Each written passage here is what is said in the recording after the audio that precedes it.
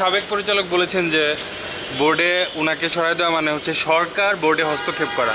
দায়িত্ব নেয়ার পরপরই বেশ কঠিন পরিস্থিতিতে পড়তে হলো বিসিবি সভাপতি ফারুক আহমেদকে।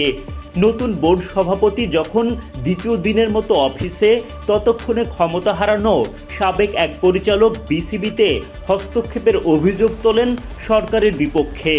বিষয়টি অত্যন্ত স্পর্শকাতর, কারণ এমন হস্তক্ষেপের অভিযোগ প্রমাণিত হলে আইসিসি নিষিদ্ধ করতে পারে বাংলাদেশ ক্রিকেটকে।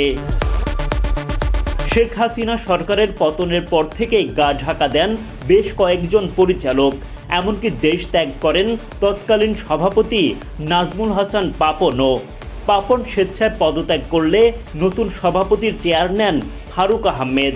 তার আগে অবশ্য তাকে নিশ্চিত করতে হয় পরিচালকের পদ। জাতীয় ক্রীড়া পরিষদ থেকে মনোনীত দুইজন প্রতিবারই পরিচালক হিসেবে জায়গা পান বিসিবিতে। সবশেষ নির্বাচনে সেই সুযোগ পান জালাল ইউনুস ও সাজ্জাদুল আলম ববি। জালাল ইউনুস স্বেচ্ছায় পদত্যাগ করেন, যদিও ববি পদত্যাগ করতে রাজি হননি। এরপরও জাতীয় ক্রীড়া পরিষদ থেকে তাদের জায়গায় মনোনয়ন দেয়া হয় ফারুক আহমেদ ও নাজমুল আবেদিন ফাহিমকে। পরিচালকের পর সভাপতি নির্বাচিত করা হয় ফারুককে। এদিকে সাবেক পরিচালক ববি তাকে সরিয়ে দেওয়ার পেছনে সরকারি হস্তক্ষেপের অভিযোগ তোলেন। তাই তো পরিস্থিতি বেশ জটিল।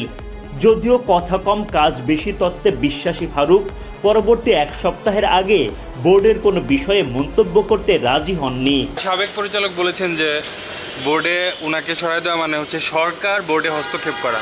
এই বিষয়টা আপনি জেনেছেন কিনা বা এই বিষয়ে কি মন্তব্য করবেন? এক সপ্তাহ পরে বোর্ডে কি কাজ হচ্ছে সেটার ব্যাপারে আলাপ করবেন। এমন অস্থির পরিবেশ একপাশে রেখে দায়িত্ব পালন করে যাচ্ছেন ফারুক ও ফাহিম। বৃহস্পতিবার দুইজনে উপস্থিত হন বিসিবি কার্যালয়ে। শেষ পর্যন্ত ফারুক আহমেদের নেতৃত্বে থাকা বোর্ডের অবস্থা কোথায় গিয়ে দাঁড়ায় সেটাই এখন দেখার অপেক্ষা। Adnan Ahmed, BD Cric time.